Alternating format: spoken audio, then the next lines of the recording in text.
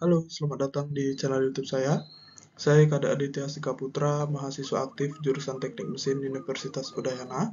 Pada kesempatan kali ini, saya akan mempresentasikan tentang casting proses, yang dimana bertujuan untuk memenuhi nilai tugas proses produksi yang diampu oleh Profesor Dr. Cokarda Gede Tirta Nindya STMT. Pada pembuatan presentasi kali ini, saya menggunakan referensi Handbook of Manufacturing Process yang dimana di dalam terdapat How Products, Component, and Material are Made yang ditulis oleh James G. Dorbrala. Baik, langsung saja kita masuk pada chapter 1 yang dimana ada bab 2C, High Energy Rate Forming Methods. Nah, pada bagian J1 ada Explosive Forming. Apa sih itu Explosive Forming? Explosive Forming itu dalam kata mudahnya adalah pembentukan dengan metode ledakan di dalam air. Nah, di sini pada gambar di bawah ini, di sini terdapat air. Nah, di sini terdapat air. Nah, dan di sini adalah bahan peledaknya. Dan di sini adalah benda kerja yang ditaruh di sini. Di dalam sini adalah air yang dimana menjadi tempat untuk meredam dari hasil pembentukan, dimana nanti bahan peledak ini akan meledak dan memberikan tekanan kepada benda kerja, lalu benda kerja tersebut akan terdorong ke cetakan. Nah, di sini saya sudah menyertakan videonya bagaimana explosive forming tersebut dilakukan.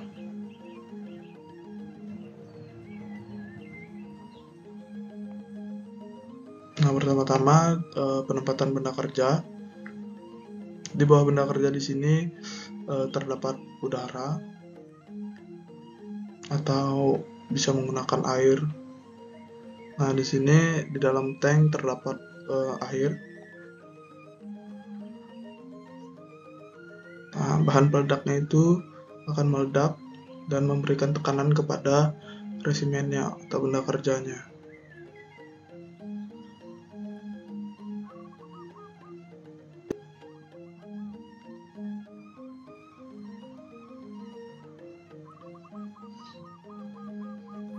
Nah, begitulah proses explosive forming tersebut terjadi. Oke, kita lanjut ke bagian J2, ada combustible gas forming. Proses HARF ini, hidrogen metana atau gas alam dicampur dengan udara oksigen atau ozon ketika dinyalakan memberikan gelombang tekanan yang membentuk benda kerja lembaran logam. Nah, pada proses kali ini hampir sama seperti proses sebelumnya, di mana yang lain yang membedakan di sini tidak menggunakan media air. Nah, jadi di sini sudah ada sambungan listrik ignitornya, dan di sini ada oksigen, tempat masuk oksigen. Yang ini saluran gas mudah terbakar. Nah, jadi oksigen dimasukkan ke dalam sini, ditampung. Nah, lalu di sini akan terjadi ledakan yang dimana benda kerja di sini akan terdorong ke rongga mati, dan jadilah benda kerja tersebut berbentuk bagaimana rongga mati tersebut dibuat. Gitu. Oke, lalu pada J3 electromagnetic forming atau EMF, yaitu di sini menggunakan metode elektromagnetik. Nah, langsung saja kita lihat videonya bagaimana electromagnetic forming terjadi. Pertama-tama sambungan elektromagnetiknya kepada tempat kerja. Nah, di sini sudah ada die-nya.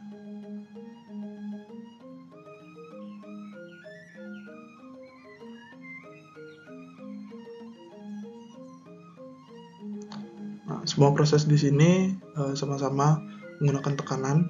Nah, di sini tekanannya cukup besar. Nah, hasil dari perbedaan elektromagnetik yang dimana dari sisi atas dan sisi bawah tersebut sama-sama menekan. Nah, menekan benda kerja tersebut ke die-nya, dan benda kerja tersebut akan berbentuk sebagaimana bentuk die tersebut. Oke, pada bagian J4 ada spark discharge forming atau electrospark forming. Metode ini dan pembentukan hydraulic electrohi dijelaskan di bawah ini menggunakan energi listrik yang disimpan di bank kapasitor untuk membuat gelombang kejut yang ditransfer melalui media cair. Dalam pembentukan percikan debit, energi yang dilepaskan dalam bentuk percikan di dua elektroda, sirkuit switching secara instan melepaskan energi itu ke dua elektroda. Energi intens yang berasal dari percikan mengirimkan gelombang kejut yang memaksa material benda kerja ke dinding die. Nah, forming ini dalam artian semua tahapan itu tuh menggunakan tekanan yang dimana benda kerja tersebut akan ditekan ke die gitu. Baik, pada bagian J5 ada electrohydraulic forming. Nah, dalam proses kali ini di dalam sini itu menggunakan media ada air. Nah, di sini cara kerja itu tuh dengan cara benda kerja dijepit. Nah, seperti tanda panah dijepit ke dalam. Nah, di sini ada segelnya dan benda kerja dimasukkan ke sini lalu dijepit. Nah, langsung saja di sini saya sudah menyertakan videonya, potongan dari YouTube. Bagaimana electrohydraulic forming dilakukan di sini menggunakan mesin CNC secara otomatis. Nah, di sini dijepit. Di sana ada segelnya. Hanya membutuhkan waktu 1 detik 50 second. Nah, inilah benda kerjanya seperti pada video. J6 ada pneumatic mechanical forming. Dapat dianggap sebagai variasi penempaan palu jatuh, gas terkompresi yang disimpan dalam tangki bertekanan, atau energi yang dilepaskan dalam bentuk gas dari pembakaran campuran pengoksidasi bahan bakar. Digunakan untuk menggerakkan alat tekan ke kecepatan tinggi, 2 hingga 10 kali lipat dari palu jatuh konvensional. Nah, jadi di sini menggunakan hammer. Nah, hammer ada di sini. Dan di sini menggunakan kompresor sebagai tempat untuk anginnya. Di sini ada pneumatic cylinder, di sini pusat kontrol. Nah, jadi benda kerja di sini akan dijatuhkan palu atau hammer ke arah benda kerja dan begitu seterusnya dengan kecepatan tinggi. Oke, di J7 ada pin forming. Nah, jadi dalam logam kerja ini di sini ada benda kerja. Benda kerja di sini akan ditekan oleh logam yang berkecepatan tinggi yang akan berjatuhan dan jadilah logam tersebut seperti pada gambar di sini. Oke, kita masuk ke chapter 2, ada bab yang 2K, ada straightening. Nah, pada bagiannya ada K1, ada manual straightening. Jadi pada manual straightening ini pelurusan secara manual atau tidak menggunakan mesin menggunakan tenaga manusia. Kita lihat videonya. Nah, di sini ada straightening untuk kawat dan dimana masih diputar manual. Kawat-kawat tersebut akan melewati roll-roll ini dan akan menjadi lurus. Lalu pada bagian K2 ada press straightening. Nah, di sini press straightening di sini menggunakan sistem hidrolik yang dimana hidrolik tersebut akan menekan besi yang dimana besi tersebut tertahan seperti pada video kali ini. Nah, di sini besinya sudah tertahan dan terus didorong hingga besi tersebut menjadi lurus.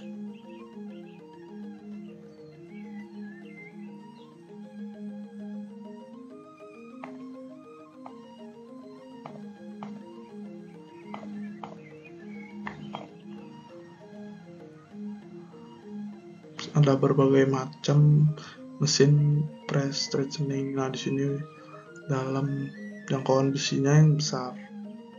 Ada pula yang kecil, ada yang besar. Pada bagian ketiga ada parallel roll straightening, di mana di sini pelurusan kawat. Nah, hampir sama seperti yang saya contohkan pada K1 tadi atau manual roll, hampir sama dengan parallel roll straightening ini, di mana parallel roll ini digunakan untuk kawat. Nah, di mana kenapa disebut paralel? Karena di sini kawat sedikit demi sedikit diluruskan. Nah, kawat dipaksa untuk melewati roll-roll di sini, yang dimana roll di sini akan mengubah kawat yang semulanya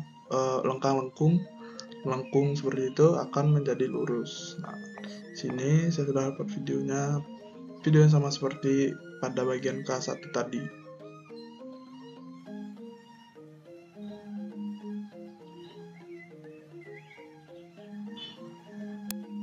Pada bagian keempat kali ini ada rotary straightening, metode untuk meluruskan batang dan batang bundar.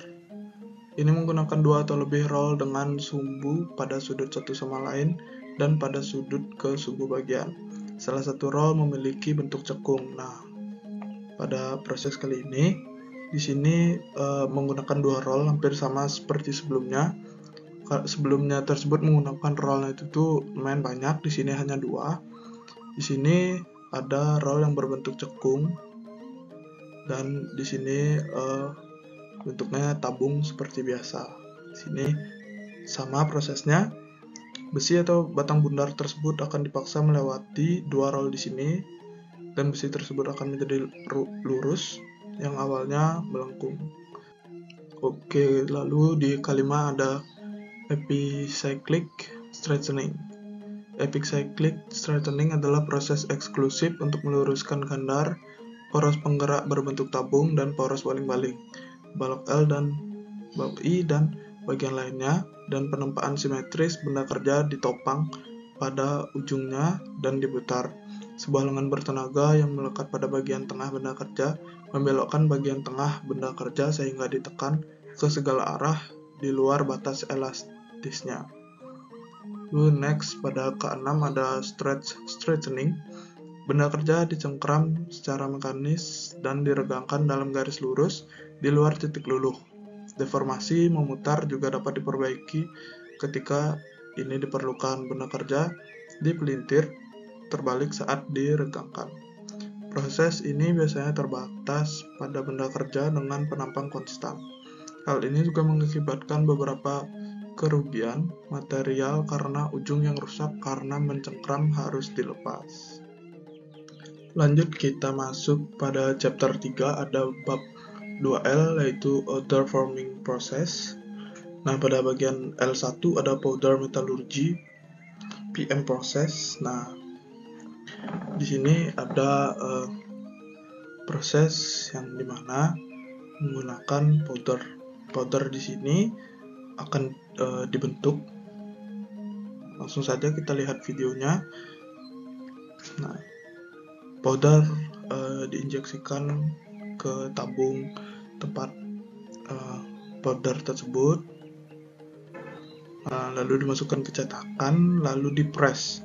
Powder di sini dipres dan akan berbentuk sesuai dengan bentuk yang diinginkan.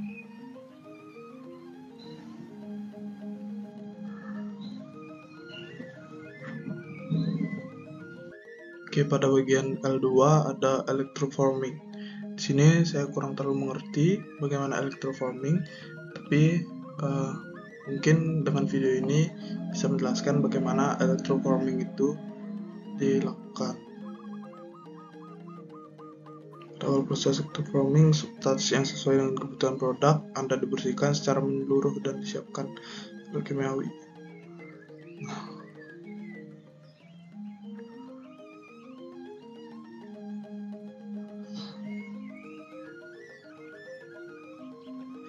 Mungkin di sini pembentukannya tersebut menggunakan elektro atau listrik.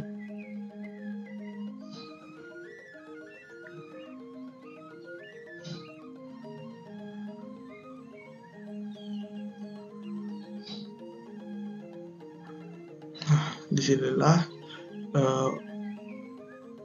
tahap electroforming itu dilakukan.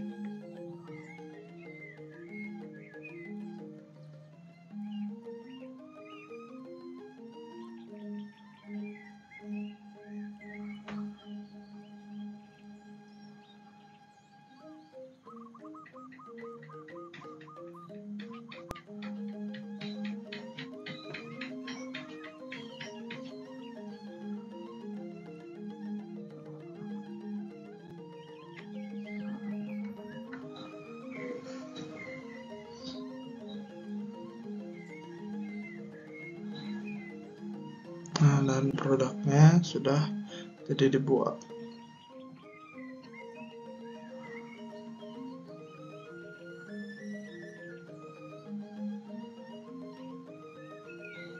Mungkin dengan video tadi bisa dimengerti bahwa electroforming dilakukan dengan cara tersebut. Oke, lalu di L3 ada metal injection molding. Nah, di sini saya sudah menyertakan videonya dari stage pertama. Di sini menggunakan powder. Dalam intinya proses ini tersebut bagaimana pembentukannya tersebut, powder tersebut diinjeksikan ke dalam cetakan. Nah, itu inti dari metal injection molding.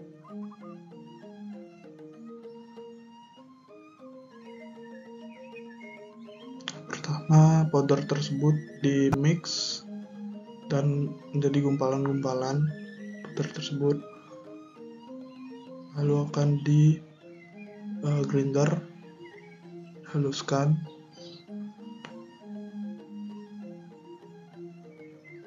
Stage 2 ada molding.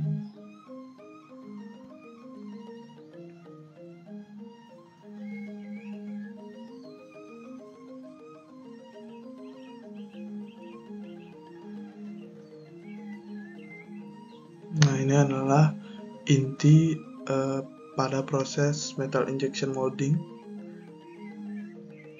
Nah, powder tersebut diinjeksikan atau disuntikkan ke dalam cetakan.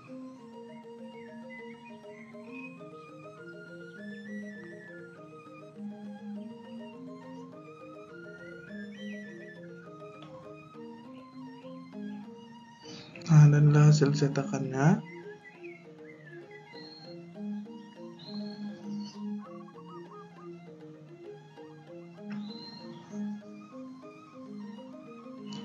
Stage 3 ada debanding. Nah, di sini hasilnya akan dikeringkan dalam mesin pemanas dan disebut dengan prosesnya debanding. Nah, pemanasannya di dalam evaporator.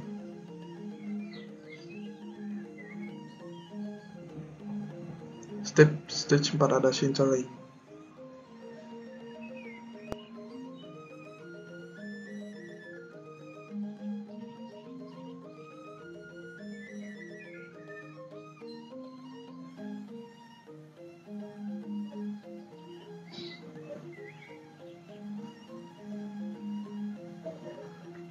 Di sini mikrostrukturnya dibuat lebih merekat satu sama lain, dan jadilah benda tersebut dengan proses metal injection molding. Baik, sekian presentasi saya. Mohon maaf apabila ada salah kata atau belum bisa mempresentasikan dengan baik, dan saya tutup dengan terima kasih.